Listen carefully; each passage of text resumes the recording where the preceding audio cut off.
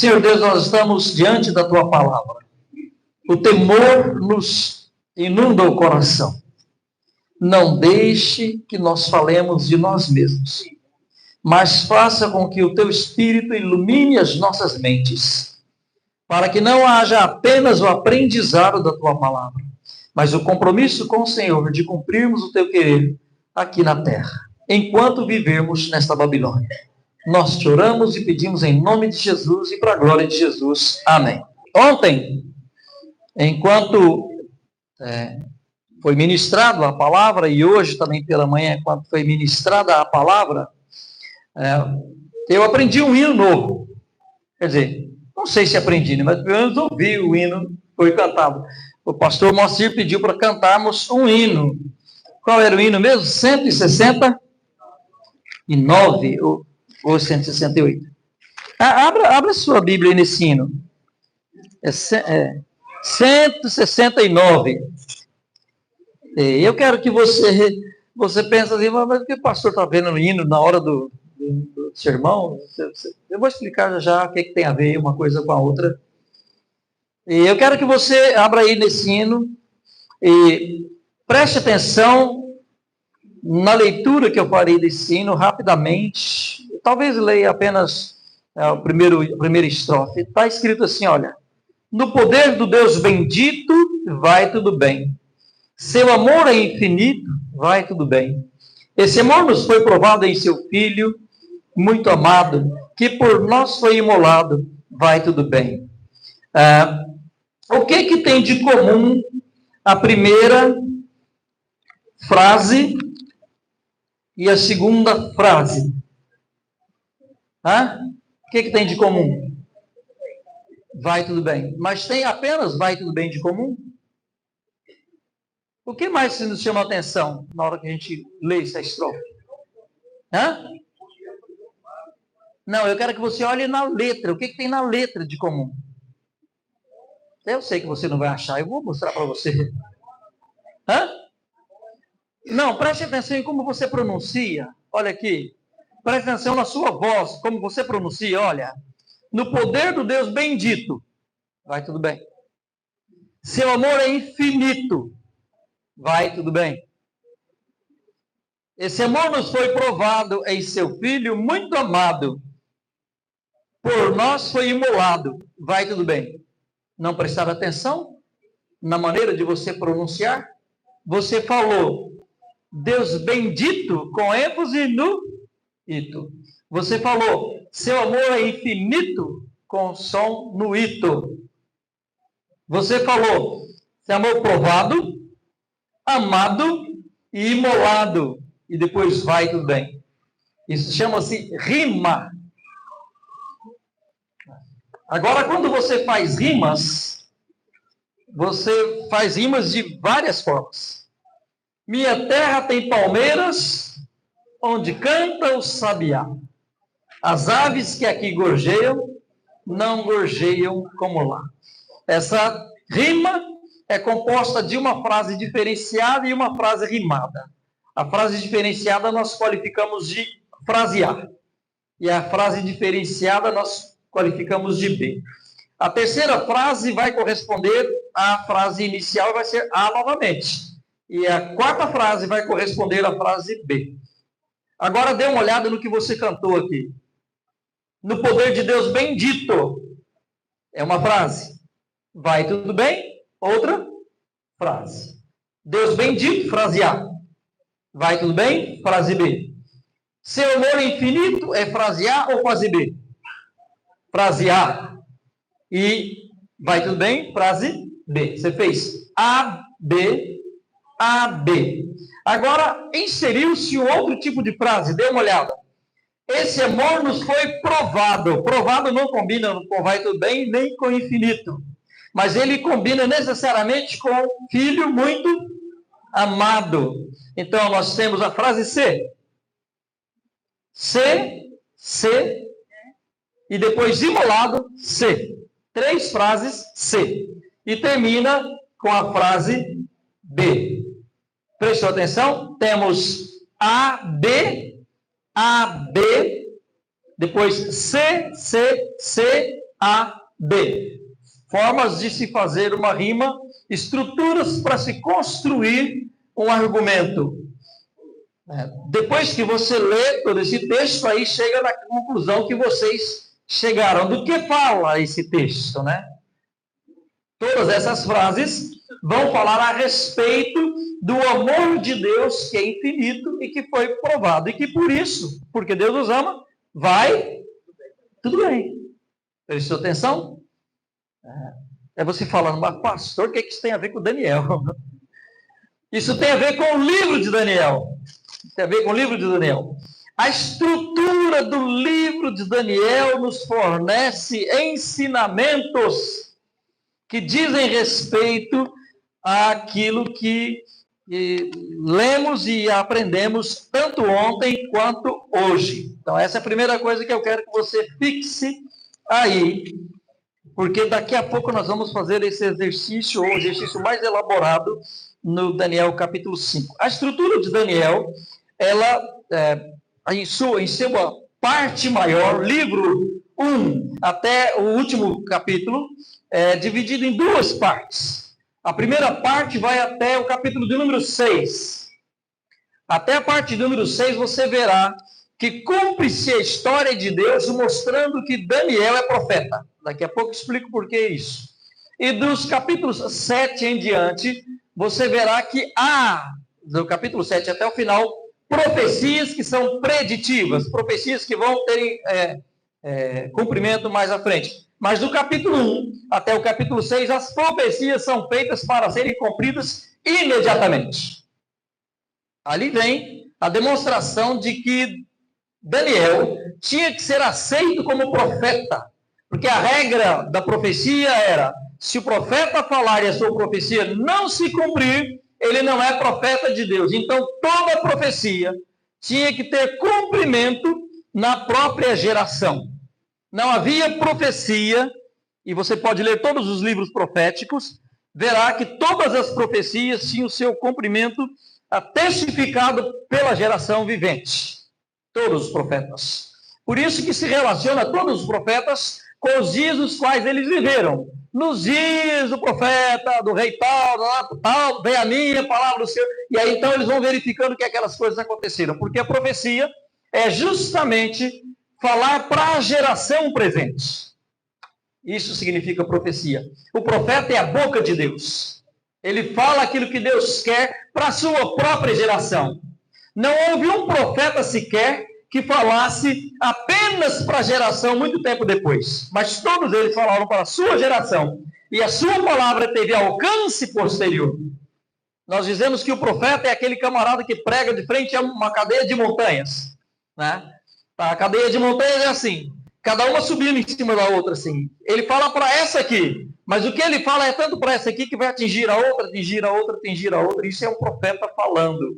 Mas para saber se ele é profeta, a primeira tem que atingir aquelas pessoas. Você verá no livro de profeta Daniel que enquanto uma profecia havia sido feita, ou havia testificado através da interpretação de Daniel, quase que ao mesmo tempo acontecia aquela profecia. É o caso do rei que foi pesado na balança e achado em falta, e nem bem estava acontecendo essa profecia, terminando a profecia, o outro reino já veio e já tomou, e já invadiu e já cumpriu. Portanto, dos capítulos 1 até o capítulo 6, há a demonstração clara de que o profeta Daniel era profeta do Senhor. O livro do profeta Daniel, talvez, não necessariamente, mas talvez na literatura bíblica, inicia um tipo de escrito que é diferente dos outros. Porque os profetas normalmente tinham visões, normalmente faziam predições, mas a sua maioria era feita com base em coisas reais. Não coisas fictícias ou coisas lendárias, assim, mas Daniel tem algumas profecias, melhor dizendo, que fala de coisas esquisitas.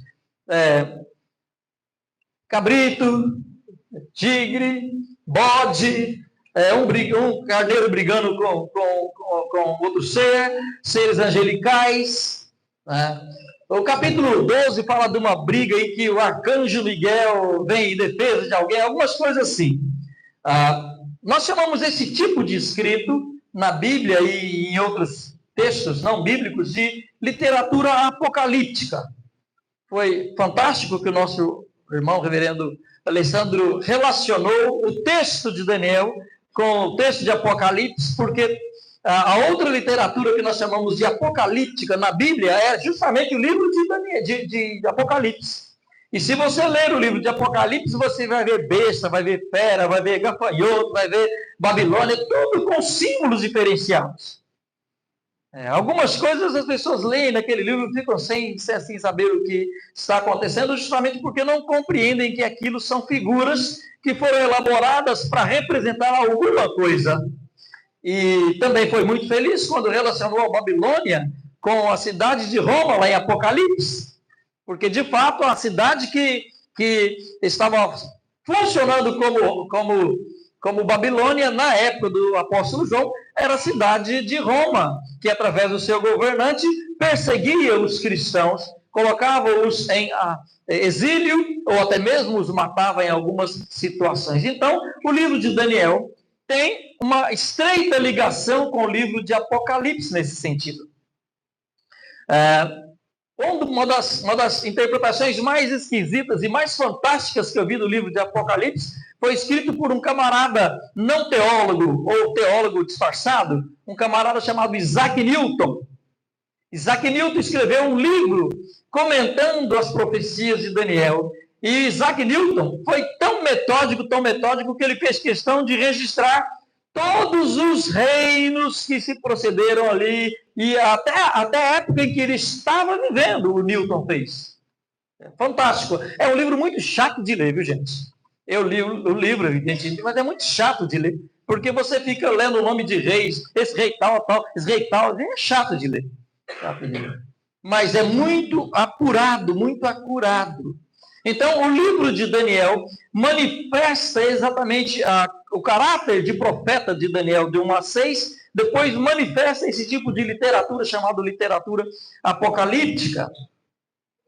No texto que lemos, ou que vamos ler agora, no capítulo 5, nós temos já o início de uma literatura apocalíptica feita por Daniel, já inícios dela, e temos ao mesmo tempo a estrutura de poesia dada pelos judeus. Por isso que eu fiz questão que vocês analisassem aquele hino. Eu tinha feito uma outra análise com outro texto, mas aí ontem, quando o Moacir estava lendo, eu falei, eu não preciso desse texto apócrifo, eu pego do nosso cenário mesmo, que eu mostro para os irmãos como funciona. Né?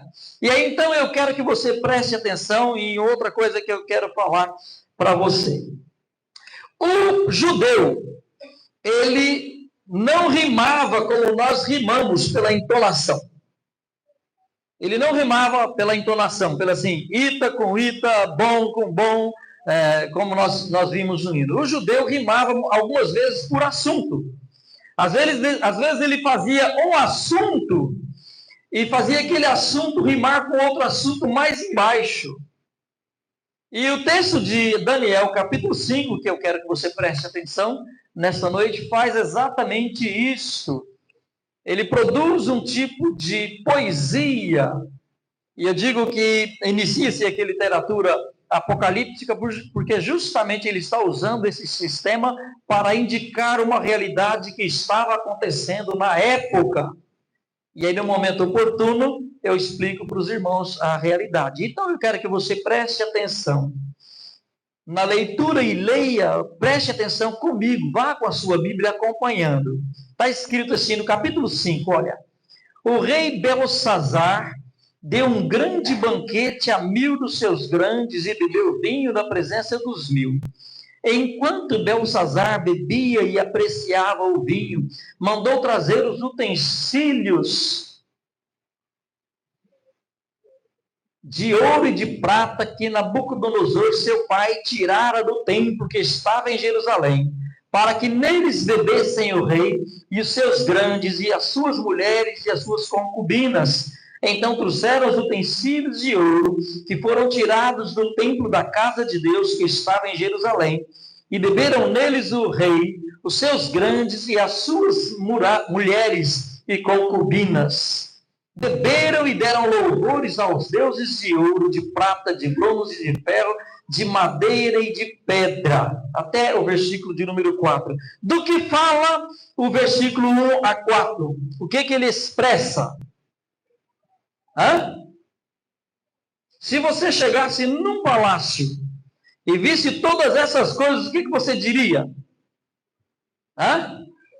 Como esse rei é poderoso. Como ele é grande. Ele é tão poderoso, que ele pegou os utensílios da casa de outro Deus e trouxe para cá. Tão poderoso que ele é. E outra, ele não é só poderoso, mas ele dispõe das coisas.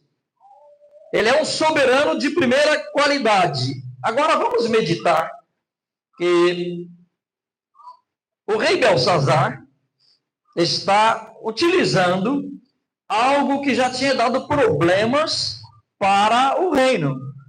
E o que havia já dado problemas para o reino? Essa tentativa de se tornar tão grande. Se você voltar atrás na história de Nabucodonosor, o Moacir falou sobre isso, você verá que o Nabucodonosor já tinha feito isso, já tinha pego os utensílios. Inclusive, Moacir deu a ênfase claramente, levou um pouco, levou depois mais um pouco, e depois levou tudo. Só por curiosidade, aqui se trata do segundo rei com o nome de Nabucodonosor, porque os caldeus já tiveram anteriormente um outro deus com o nome de Nabucodonosor. Quando o início da era caldaica e suméria, a Babilônia já havia sido florescente, já tinha tido um rei chamado Nabucodonosor I. Esse é o Nabucodonosor II na história. Esse aqui conhecia, levou o cativo e destronou e abusou dos judeus, tirando e abusando da casa dos judeus e do templo de Israel. E agora o rei Belsazar, que conhecia a história, inclusive conhecia a história de Nabucodonosor, que havia sido punido por Deus com pastagens, tratado feito animal. Esse camarada, petulantemente, simplesmente, deixa comigo, eu mando. Deixa comigo, eu mando. Eu pego e traz tudo cá que eu vou usar e abusar daqueles utensílios que é dado a esse povinho aí, a Deus desse povinho. Aqui ele está dizendo assim, eu sou grande, veja a minha grandeza, a glória do rei. É o que trata esses versículos aí, preste atenção nisso. A segunda parte desse texto vai do versículo 5 até o versículo 9. Está escrito assim, olha. No mesmo instante, que eu acompanhei, que daqui a pouco você vai perceber. No mesmo instante apareceram os dedos de mão de homem e escreviam defronte ao candeeiro na caiadura da parede do palácio real. E o rei via os dedos que estavam escrevendo. Então se mudou o semblante do rei e os seus pensamentos o turbaram. As juntas dos seus lombos se relaxaram e os seus joelhos batiam um no outro. O rei ordenou em voz alta que se introduzissem os encantadores, os caldeus e os feiticeiros. Falou o rei disse aos seus sábios da Babilônia: qualquer que ler essa escritura e me declarar a sua interpretação, será vestido de púrpura, trará uma cadeia de ouro ao pescoço e será terceiro no meu reino. Então entraram todos os sábios do rei, mas não puderam ler a escritura, nem fazer saber ao rei a sua interpretação. Com isto se perturbou muito o rei Belsazar, e mudou-se-lhe o semblante, os seus grandes estavam sobressaltados. Do que está falando agora esse texto? De um mistério. De um mistério. Não é um mistério? É ou não é um mistério? O mistério da parede. Lembra que eu falei da estrutura? Vamos voltar à estrutura. O povo judeu fazia literatura poética, muitas vezes qualificando a sua estrutura. E a primeira estrutura nós chamamos de estrutura A. A estrutura A fala da glória do rei. A estrutura B fala de um mistério. E um mistério. O mistério na parede que ninguém podia decifrar. Vamos construir na nossa mente o que está acontecendo. O rei está dizendo, eu sou glorioso. Mas esse rei glorioso está agora diante de algo que ele não consegue compreender. Nem ele consegue compreender, nem os seus encantadores, nem seus magos, nem seus intérpretes conseguem compreender. Portanto, ele está diante de uma coisa que ele, com toda a sua glória e esplendor, não consegue resolver. E aqui está a segunda estrutura, a estrutura B da prosa e da rima hebraica. Continuemos o texto. Vou resumir bastante, meus irmãos, porque falaram para mim que se eu falar as 2 horas, vão depois me levar no conselho da igreja e nós temos encrenca total lá depois. Tá? Brincadeira essa da encrenca total, viu? Com isso se perturbou muito. Vamos no versículo 10 e 12 agora. A rainha mãe, por causa do que havia acontecido ao rei e aos seus grandes, entrou na casa do banquete e disse, ó rei, vive eternamente, não se turbe os teus pensamentos, nem se mude o seu semblante. Há no teu reino um homem que tem o espírito dos deuses santos. Nos dias de teu pai achou nele luz e inteligência e sabedoria, como a sabedoria dos deuses, teu pai, o rei Nabucodonosor. Sim, teu pai, ó rei, o constituiu chefe dos magos, dos encantadores, dos caldeus, dos feiticeiros, porquanto um espírito excelente, conhecimento e inteligência em interpretação dos sonhos, declaração de enigmas e solução de casos difíceis, se acharam neste Daniel, a quem o rei pusera o nome de Beltesazar. Chame-se, pois, a Daniel, e ele dará a interpretação. Aqui temos uma outra sessão, e essa sessão agora não fala da glória do rei, não fala do mistério na parede, mas é a mãe dando um sermão no filho. A mãe, a rainha, né? Fez um sermão para ele, ó, rei. Você resolve esse trem logo, você sabe resolver. Tem alguém aqui que resolve. Então fez um sermão. O sermão da rainha está aí em 2 versículos. Você vê que é um sermão, porque são 2 versículos, mas 2 versículos extensos, nos quais ela descreve quem é que pode resolver o problema do rei. Então, as mamães gostam de fazer isso com a gente, né? Minha mãe já se foi, mas de vez em quando ela fazia isso comigo. Eu sou pastor e ela era missionária, mas ela queria inverter a situação, era ser a pastora e eu sou missionário, e ela de vez em quando me chamava lá, meu filho, faz isso. Um dia ela falou para mim assim, já me convida para pregar para esse povo aqui, que eu vou falar umas boas para ele. Eu falei para ela assim, mãe, com esse pensamento aí eu não convido mesmo, viu? Eu não convido mesmo, viu? Já vem com seu irmão encomendado, eu não convido mesmo. Eu falei para ela, pregador da palavra de Deus, não vem com seu irmão encomendado, ele lê a palavra de Deus, interpreta, e se Deus quiser falar ao ouvido das pessoas, fala e pronto. Agora eu não vou pregar, ficar vasculhando o vídeo de ninguém para ficar pregando para os outros, eu prego a palavra de Deus. Aliás, nem tempo de ficar olhando isso, né? Mas as mães gostam de dar um sermãozinho na gente, de vez em quando. Elas nunca param. A gente casa, tem filhos, mas as mães continuam dando sermão na gente. E depois que elas se vão e param de dar sermões, a gente fica muito triste. A gente fica pensando assim, como eu queria ouvir o sermão da minha mãe. Fico muito chateado. Então, mamães, continuem dando seus sermões à vontade, tá? Mas a mãe do rei foi lá e deu um sermão nele. Você sabe como resolver isso? Chama o Daniel lá. E aqui nós temos a estrutura C. O sermão da rainha.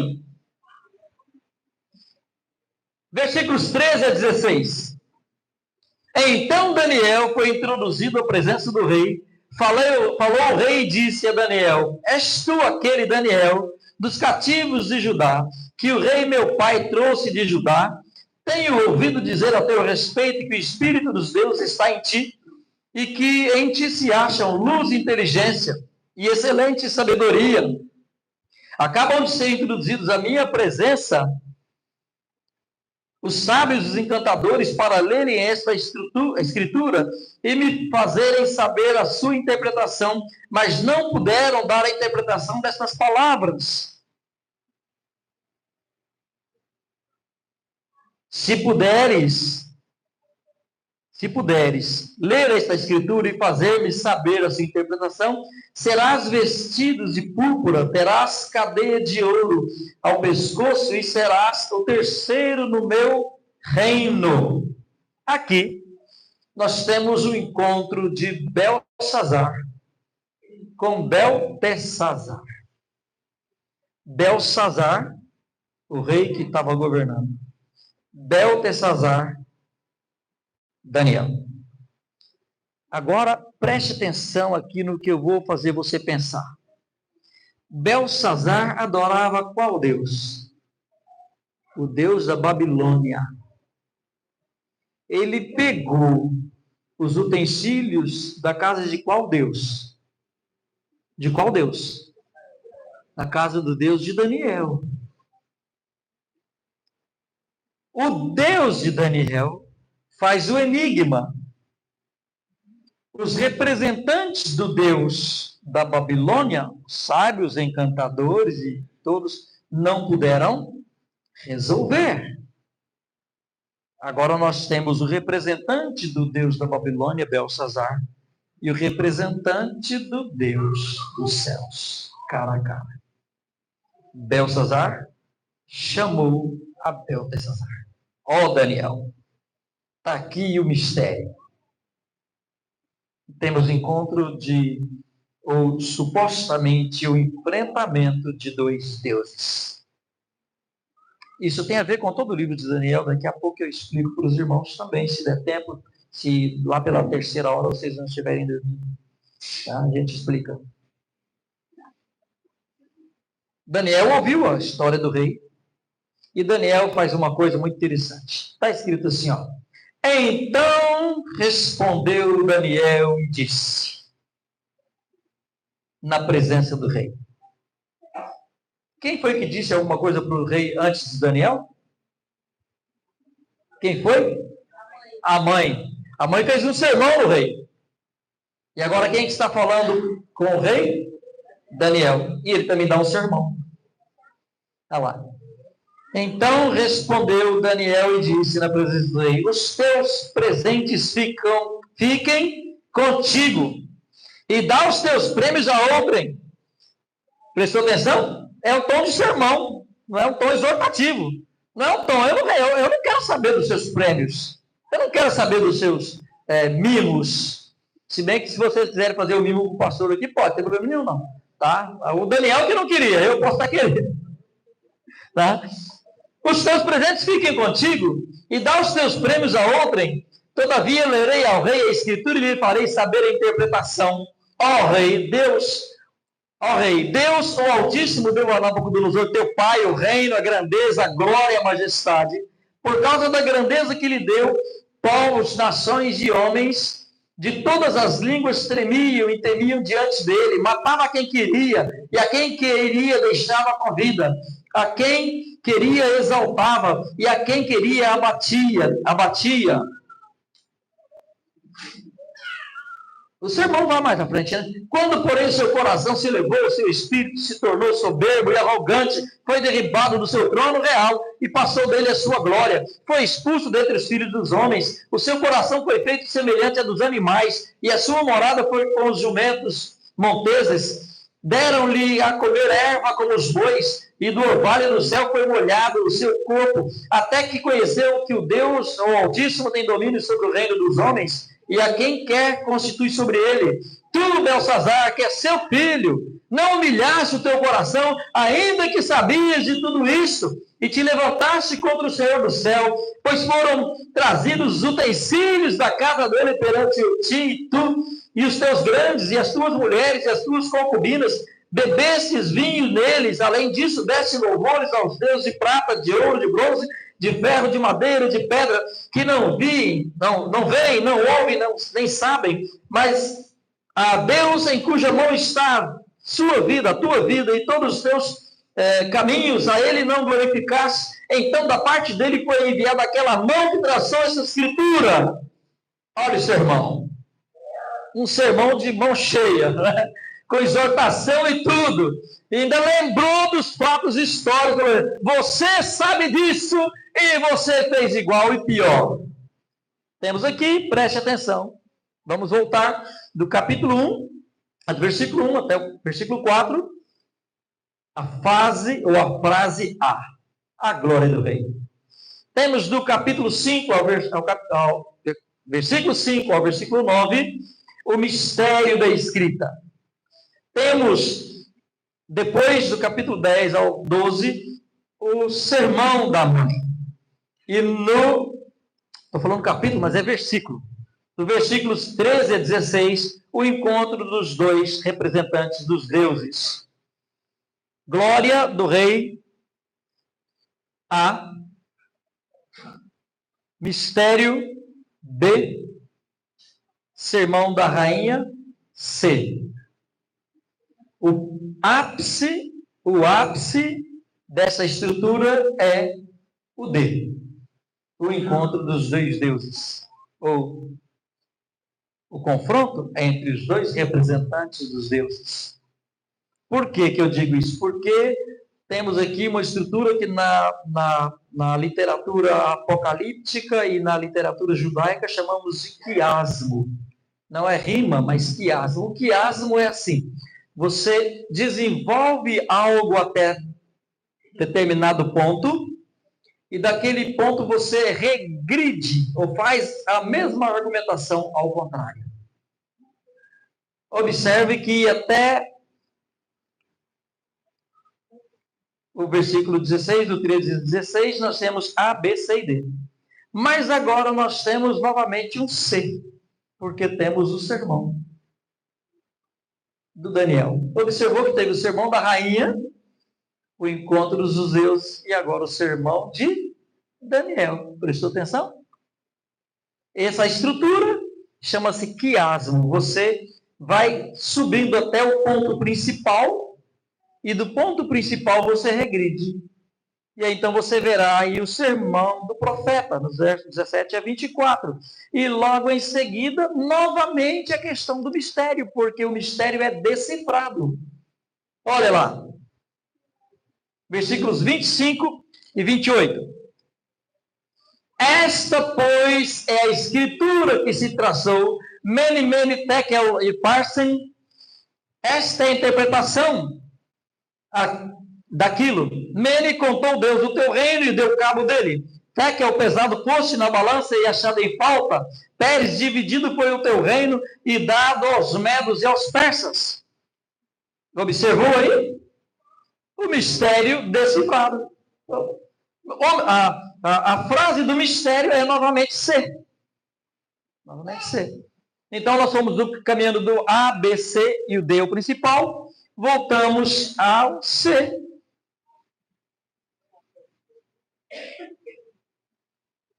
Observe, aliás, C não, voltamos ao sermão de Daniel, que é C, depois o mistério decifrado, que é B, né? E agora nós vemos o final, 29 a 31. 29 a 31 corresponde ao A. Então mandou Belsazar que vestissem Daniel de púrpura e lhe pusessem cadeias de ouro ao pescoço e proclamassem que passaria a ser o terceiro no governo do seu reino. Naquela mesma noite foi morto Belsazar, rei dos caldeus, e Dario Medo, com cerca de 62 anos, se apoderou do seu reino. Observou que o finalzinho refere-se ao início? Prestou atenção nisso? Hã? Ou você não conseguiu captar? Lá nos primeiros versículos, a glória do rei. Agora, no finalzinho, falou o rei. Portanto, é A de novo. Mas não fala da glória, fala da queda. Lembra que eu falei que a estrutura cresce até o ponto principal e do ponto principal para frente regride. Então, até o ponto principal, foi contando a glória do rei, o mistério da parede, né? Do enigma, e até chegar na parte da ordem dos dois confrontantes de Daniel com o rei. E aí depois, novamente, nós temos o sermão, o mistério decifrado e a queda do rei. E você está falando assim, pastor, para que isso, filho? Agora que vem a cereja do bolo. E aí eu quero que você faça um exercício mental, porque você deve conhecer toda a história de Daniel. Vamos buscar na memória o que aconteceu nos capítulos anteriores. Primeiro capítulo, quiseram fazer Daniel ser igual a eles. Daniel estava numa posição de inferior. Deus colocou Daniel numa posição superior. Mas quando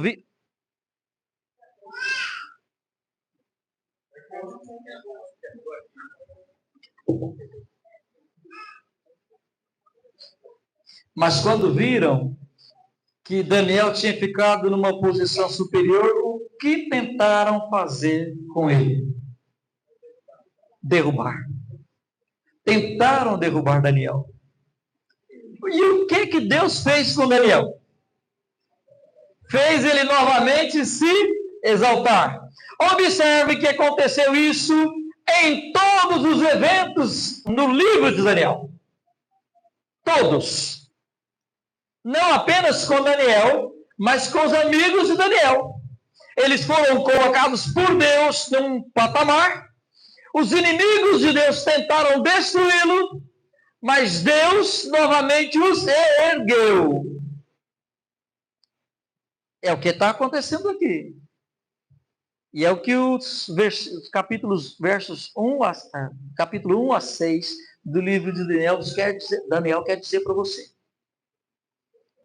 Ontem nós tivemos exortações de como proceder, e hoje também pela manhã, de como proceder no mundo onde a Babilônia é Mas eu quero dizer para você que mesmo que a Babilônia tente lhe destruir e lhe coloque lá embaixo, e por algum momento você se sinta embaixo, se você se mantiver firme,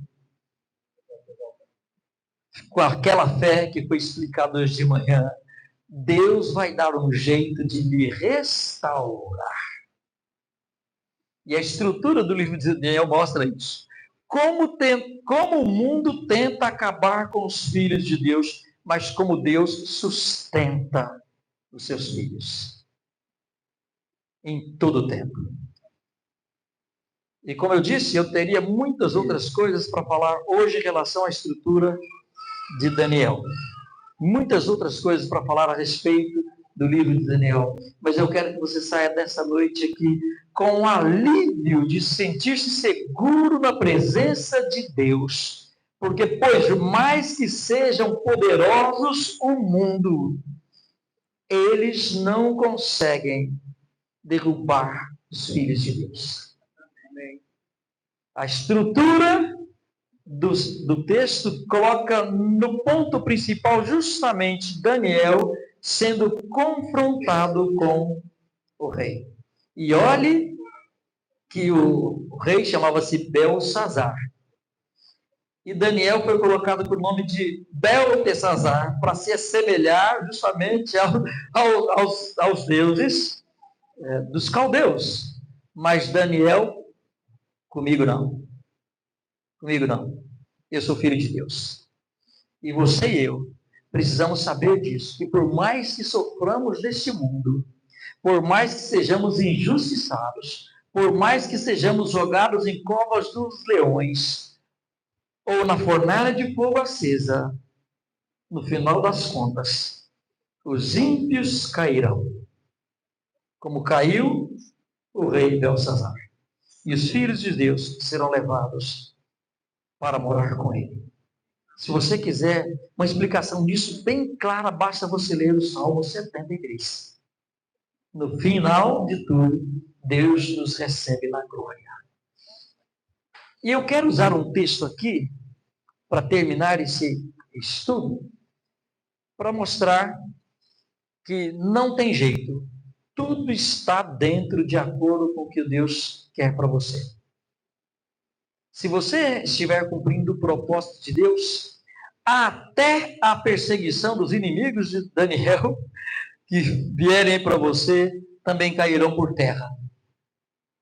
O texto lá de Romanos capítulo 8, que todo mundo conhece, todo mundo gosta, fala, sabemos que todas as coisas cooperam para o bem daqueles que amam a Deus, daqueles que foram chamados segundo o seu propósito. E se você ler o texto completo, você vai ver que o propósito de Deus é nos tornar a imagem do Filho dele.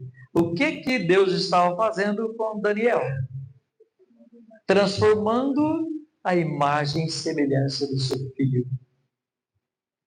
Portanto, no confronto dos filhos de Deus contra os representantes do inimigo, os filhos verdadeiros de Deus sairão vitoriosos.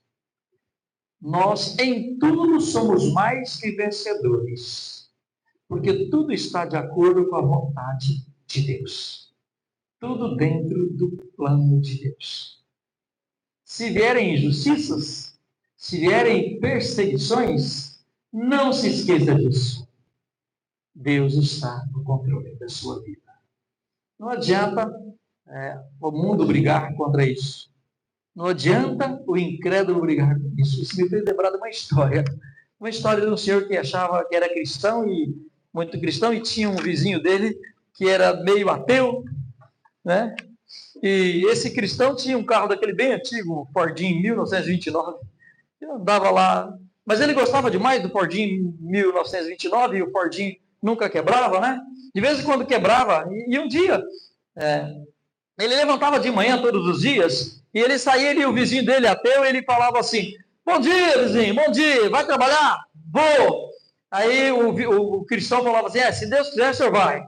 E o ateu falava, se Deus quiser, eu vou, e se não quiser, a minha Ferrari ele leva. E saía. E o cristão saía com o seu Fordinho 29, e o outro com a Ferrari. Passava todo dia desse jeito. Aí um dia eles fizeram a mesma coisa e saíram, e tinham que ir pela mesma estrada. E o da Ferrari passou, se Deus quiser, eu vou, se não quiser, Ferrari me leva. Mas naquele dia tinha uma lagoinha lá, e por acaso do destino, se é que isso existe, quebrou-se a barra de direção da Ferrari, do camarada, e ele perdeu o controle e foi parar dentro da lagoinha. E daqui a pouco passou o irmãozinho de Fordinho 29. Bom dia, vizinho! Foi lá, o que aconteceu? Quebrou a barra dele. Pronto, vamos embora, ajudou ele, levou, consertaram. Aí outro dia consertou a Ferrari, foi sair de novo, o cristão falou assim, bom dia, vizinho! Ele falou assim, bom dia, está indo trabalhar? Tô. Se Deus quiser, o senhor vai. Aí o camarada da Ferrari falou assim, se Deus quiser, eu vou. E se ele não quiser, a lagoinha está logo ali. Não reconheceu que era Deus que estava colocando. Preste atenção, filho. Todas as coisas acontecem porque Deus permite ou decreta que aconteça. Então, na tua vida, se você é filho de Deus, preste atenção nisso. Se vier o vale da sombra da morte, se vier a angústia, a tristeza, se os ímpios quiserem te derrubar, fique sabendo, o Deus de Daniel é o meu Deus e o seu Deus. Então, por favor, pare de negar a fé, pare de querer comer as migalhas deles, pare de querer tomar o vinho deles, porque isso entristece o Senhor Jesus, entristece o Senhor nosso Deus, e Ele pode mandar até mais provação para fazer você se manter no caminho dele. Tá bom? Curve sua cabeça e vamos orar. Senhor Deus, nós te agradecemos pelo privilégio que temos e tivemos de compartilhar a tua palavra, um pouco dela, Senhor Deus. Mas que o Senhor possa ter falado aos nossos corações nessa noite. E que que nossos corações possam ser colocados unicamente para servir ao Senhor. Te oramos em nome de Jesus. Amém.